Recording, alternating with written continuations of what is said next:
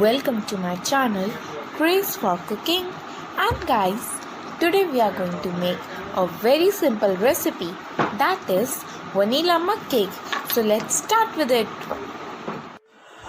So first we have to add 4 tablespoons of maida, then add quarter spoon of baking powder, and then add 4 tablespoons of granulated sugar.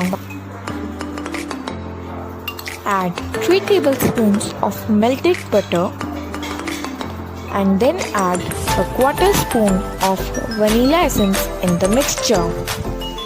Then add 3 tablespoons of milk and 2 tablespoons of sprinkles in your mixture. Make sure you mix it well. Add milk accordingly.